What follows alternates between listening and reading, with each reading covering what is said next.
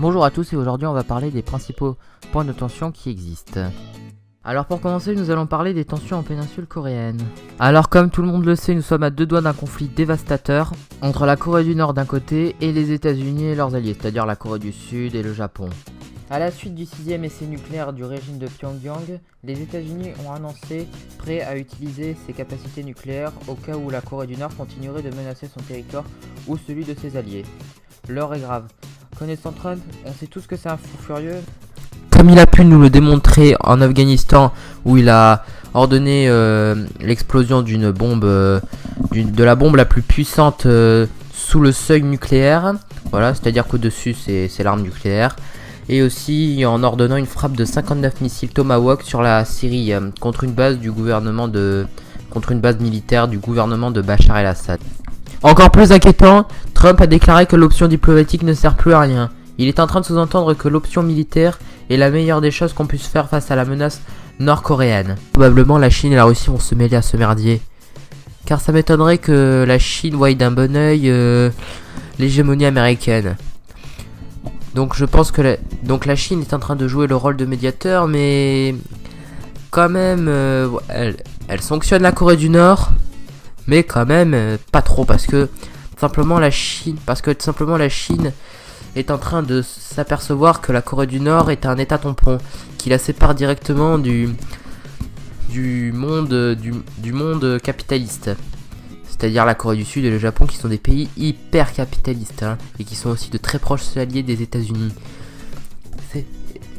Et il faut pas oublier non plus que l'armée nord-coréenne, quand même elle compte 1 million de soldats, c'est une armée, par contre elle a du matériel peu sophistiqué, elle a des tanks vraiment qui datent carrément on pourrait dire de l'époque de Staline, comme du T-55 ou du T-72, Voilà, mais néanmoins cette armée vraiment, comme on le sait tous, la plupart, tous ces soldats ont été endoctrinés par la propagande nord-coréenne, cette propagande qui vise à faire croire que l'armée nord-coréenne est la meilleure du monde, et qu'elle est invincible, qu'aucune ne peut la battre, bien sûr, et que son objectif, bien sûr, c'est de détruire, de détruire l'armée, de détruire les États-Unis et le Japon. Car il faut pas oublier que aussi les ennemis principaux de la Corée du Nord, c'est la Corée du Sud et le Japon, et pas que les États-Unis. Car récemment, d'ailleurs, un tir de missile nord-coréen a survolé le Japon. Ça, il faut le préciser. Ça, c'est assez grave. Quand même, c'est carrément une provocation. C'est une provocation vraiment très grave. Il y a aussi la Corée du Sud et les États-Unis en riposte à ça ont mené des exercices militaires vraiment vastes sur la frontière avec la Corée du Nord. Voilà, donc je pense que encore une bavure et là on file tout droit vers une catastrophe. Voilà, c'est que l'armée nord-coréenne est une armée certes nombreuse, mais est-ce qu'elle peut affronter l'armée américaine à la fois, l'armée sud-coréenne, l'armée japonaise? Mais bon, je pense mais jusqu'à quand ça va durer? Parce que les provocations nord-coréennes vont pas durer longtemps si ça continue comme ça. Parce que je pense que tout simplement le Japon et la Corée du Sud vont en avoir marre. Parce qu'ils vont voir tout simplement leur sécurité menacée et vont tout simplement demander aux États-Unis de faire une intervention militaire aux côtés des armées japonaises ou sud-coréennes pour mettre fin définitivement au régime de Pyongyang. Mais la Chine ne pourrait pas tolérer ça, puisque déjà de une, la Corée du Nord est communiste, et de deux, surtout, elle va mal digérer de voir l'hégémonie américaine. C'est-à-dire que si, imaginons, la Corée du Nord un jour reviendrait à la Corée du Sud, automatiquement la Corée du Sud est un allié des États-Unis. Donc s'il y aurait des bases américaines près de la Chine, et on sait que les relations entre la Chine et les États-Unis, notamment au niveau économique ou des îles en mer de Chine, et ben tout simplement elles sont pas bonnes. Il y a une concurrence, il y a une nouvelle guerre froide entre ces deux, entre le nouveau géant chinois qui est une puissance militaire et le géant, tout simplement la superpuissance américaine. Voilà, là aussi est l'autre conflit, parce que la Chine, bien sûr, commence à en avoir ras-le-bol de Kim Jong-un et de ses provocations, et ils en ont marre tout le temps de se faire passer vraiment pour des cons, parce que comment défendre un régime comme ça, un régime qui fait des provocations, tous les 4 matins. Bon, les États-Unis sont pas non plus les mieux placés pour faire des leçons de morale. Notamment, on peut voir ce qu'ils ont fait en Irak, en Afghanistan, mais bon, aussi, si vraiment le régime nord-coréen se conduit vraiment comme un enfant vraiment turbulent. Mais voilà, après il faut vraiment que ça ne dégénère pas, parce que si ça dégénère, honnêtement, là, c'est... En plus, je pense que les grandes puissances, la Chine et la Russie, vraiment vont un peu être du côté de la Corée du Nord, parce que quand même, aussi, les relations entre la Russie et les États-Unis, ouais, au niveau de la Syrie, voilà, au niveau de la Crimée, c'est vraiment pas trop ça. Bon, même si Trump a pris le pouvoir, et normalement, tout devrait bien se...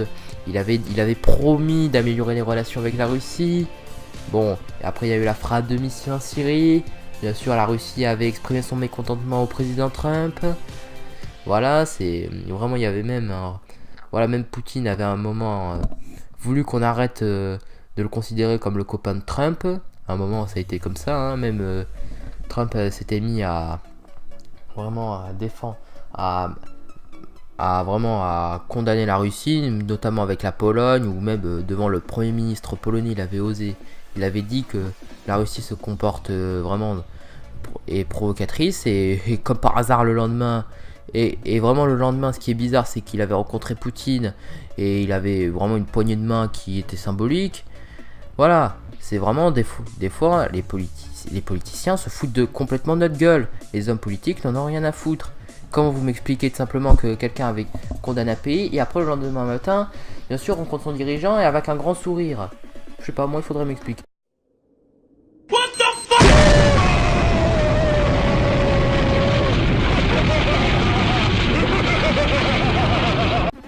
Voilà, bon, j'étais un peu hors sujet. Voilà, bon, je m'en excuse. Voilà, bon, je vous ai expliqué aussi les acteurs, le rôle des grandes puissances dans ces tensions. Mais bon, pour revenir au sujet, vraiment, voilà, quelles solutions seront envisagées par le gouvernement américain? Est-ce qu'il y aura une intervention militaire? Est-ce qu'il n'y aura pas d'intervention militaire? Finalement, y aura-t-il une issue diplomatique? On ne sait pas. En tout cas, vraiment, j'attends de voir avec impatience comment va réagir Trump. Et voilà, on ne peut que souhaiter le moins pire, bien sûr.